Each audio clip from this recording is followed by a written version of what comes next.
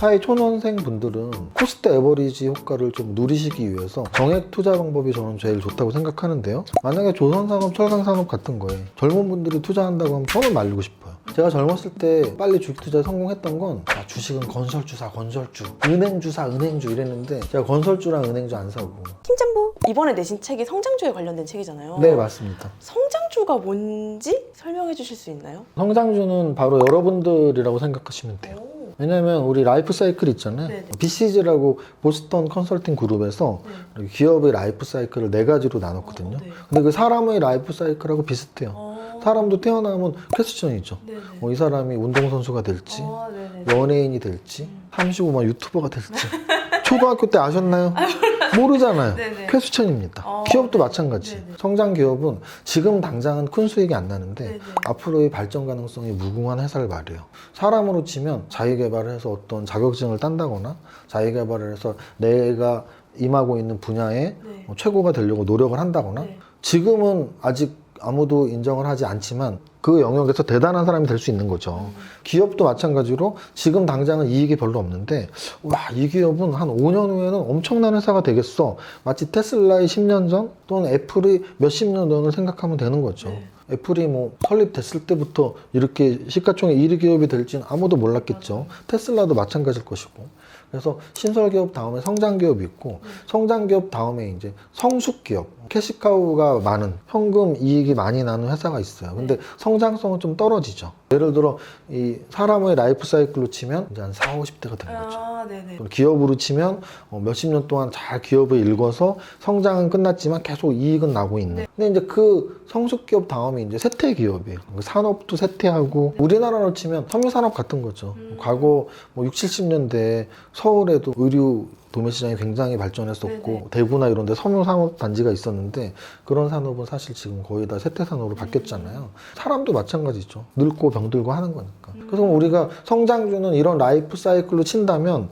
지금 현재 막 이익이 많은 회사는 아니겠죠. 네. 근데 어떤 대단한 기술력이 있거나 네. 앞으로 그 산업이 막 발전한다거나 네. 예를 들면 이런 거예요. 엔터 산업의 성장 속도는 우리나라 산업 전체에서 굉장히 빠른 거의 탑 1에 뽑힐 정도예요. 네. 하이브라는 종목의 시가총액이 10조가 넘거든요. 전체 기업에서 30위 안에 들어요. 그러니까 엄청난 시가총액이거든요. 그러면 하이브가 10조 이상이야. BTS는 지금 세계적인 그룹이 됐어요. 근데 그걸로 끝나는 게 아니고 하이브에서 또 메타와 관련된 여러 가지를 또 구상을 하고 있고 그러면 엔터는 성장 산업인 거죠. 마찬가지로 젊은 분들 게임 좋아하시잖아요. 네. 리그 오브 레전드, 롤부터 해서 우리나라 게임으로 리니지 시가총액이 10조씩 하니까 인소프트 이런 종목들이 10년 전에는 거의 산업이라고 할 수도 없던 게임 산업, 엔터 산업 이런 게 우리에 굉장히 가까이 왔고 네. 또는 지금 전기차 시대라고 하잖아요. 네. 매출 점유율이 그렇게 높진 않단 말이죠. 네. 그런데 전기차 분명히 100%가 될 거예요. 제가 그런 산업을 비하하는 건 아니고 네. 성장 산업이냐 세태 산업이냐 성숙 산업이냐 해서 네. 만약에 조선 산업, 철강 산업 같은 거에 젊은 분들이 투자한다고 하면 저는 말리고 싶어요. 조선 산업이 우리나라의 산업을 이끌었다고 해도 과언이 아니지만 그런 시대가 다시 올 확률은 아주 낮다. 이미 시대가 바뀌었고 메타버스, NFT 그 어려운 용어들이 계속 나오고 있는 시대에 살고 있기 때문에 아무리 여러분들이 주식을 안전하게 하려고 하더라도 그래도 아직은 적은 금액으로 연습 삼아 할 때 오히려 저는 포트폴리오 전체 수익률이 안전한 종목이라고 생각했던 성장이 정체된 산업의 종목에 사는 것보다 더 높은 수익률을 줄 거라고 저는 생각을 합니다. 네. 아무것도 몰라도 막 그런 말을 들잖아요. 이거 너무 선반영 됐다? 막 이런 말이 들려서 비싼 거 아닐까? 라고 생각했는데 지금 좀 이 기업은 이 정도면 좀 싼 거 아닌가? 하는 그런 것들이 좀 있을까요? 정확히 말씀하셨어요. 무슨 뜻이냐면 올해 1월 달에 하락률이 굉장히 높은 편이에요. 한 달에 11%의 하락률이면 10년에 한 번 나오는 하락률이에요. 근데 이제 물론 어느 지점에서냐의 문제가 있는데 높은 지점에서 10% 하락이라서 조정이 좀 더 올 수도 있다는 의견도 있는데 네네. 그리고 하락의 신호탄 또는 하락이 어디에서 과했냐에서 아까 제가 말씀드린 가치주 대 성장주에서 성장주 쪽의 하락률이 훨씬 높았습니다. 그 이유는 이제 두 가지로 볼 수 있는데요.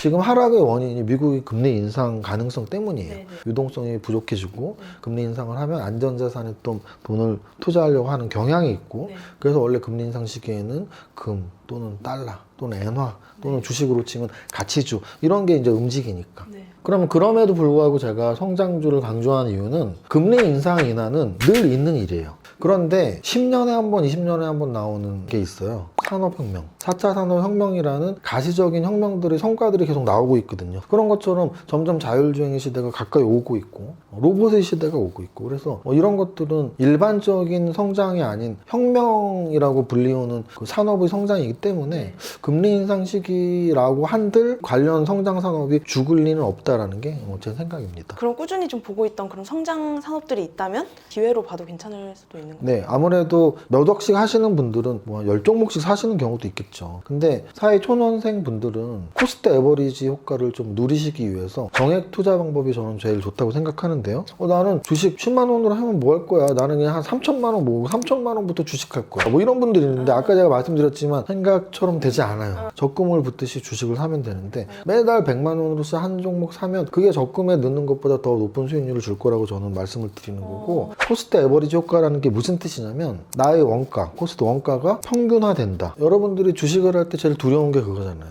내가 너무 비싸게 사는 건 아닌가? 물리면 어떡하지? 그거는 일시금으로 샀을 때 얘기죠. 내가 3천만 원이라는 돈을 한 방에 사면 물릴 수도 있죠. 근데 물렸는데 더 이상 살 돈이 없으면 계속 배가 아프고 머리가 아프죠.